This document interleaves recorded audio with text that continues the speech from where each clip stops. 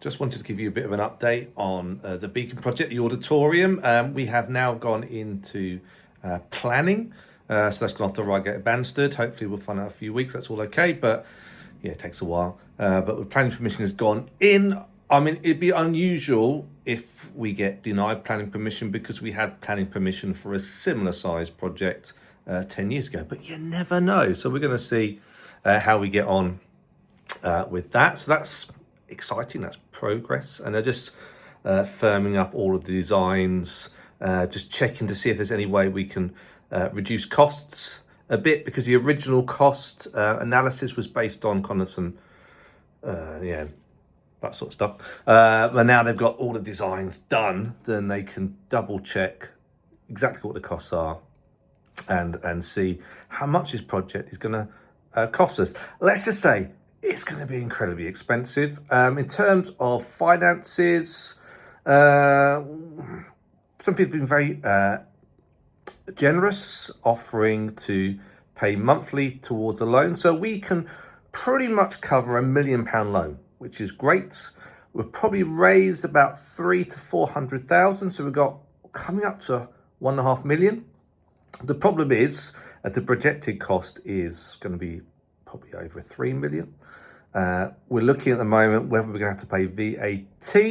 You don't pay VAT on new build, but we're not really building a new building. We're building an extension, but that's up to debate. We're looking at some VAT specialists who are going to contact HMRC and just see is there any way that if we made this building slightly differently, we could avoid paying VAT. I mean, VAT is 20%. So on a £3 million project, that's £600,000 going straight to the tax man. So if we can avoid that through, I won't go into details, but there are some possibilities that we might need to change the design in order to do that. But if we can, it might affect future lettings, but five to £600,000 is a lot of money. So that's what we're kind of dealing with at the moment.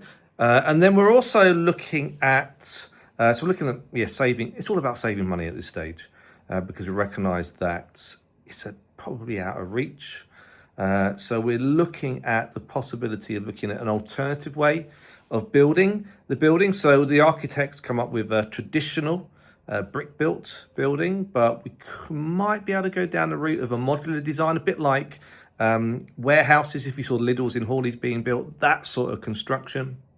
But that will affect the design somewhat, but could potentially save money. But we need to do some more research on that, so we're going to look into that. And just to say that we also went in for a bid with Reigate and Banstead, which is up to £500,000. We find out next week whether or not we've won that bid. But there are numerous complications. Really, this bid came 6 months too early. We've still got things to sort out. We still haven't got all our bids and everything sorted. This is a bit technical, but at the moment, if anything goes wrong, and for whatever reason, the building falters halfway through, then we, the trustees, I'm one of those, have to foot the bill. We have to pay for any money that's lost. That's a bit of a problem, and I'd rather avoid that. We're looking at changing our constitution, becoming what's called a CIO, slightly different. We become a new charity, still called Hawley Baptist Church, but in that charity, if something goes wrong, I'm now no longer financially liable for that, along with the rest of the trustees. So we would rather have that in place before we do any work. That will take 9 to 12 months. If we get money from Reigate and Banstead, we'll get that in about June, and then want that spent within a year. So it's all a bit of a tight timetable, and it's all a bit stressful. So I appreciate your prayers. But things are moving forward, but our biggest obstacle at the moment is money. We just do not have the money. I reckon we could push to 2 to 2.5 million, maybe, if people are very generous. We still need those lump sums that just are not coming in, although we're going to try some more grants.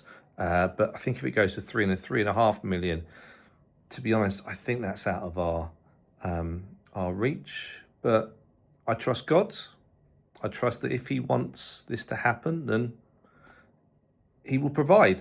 And it's just wisdom on our part to work out, we're not looking for gold taps here. What's a suitable and wise thing to do when it comes to the building of it, and let God sort out the rest. So there you go. That is the update.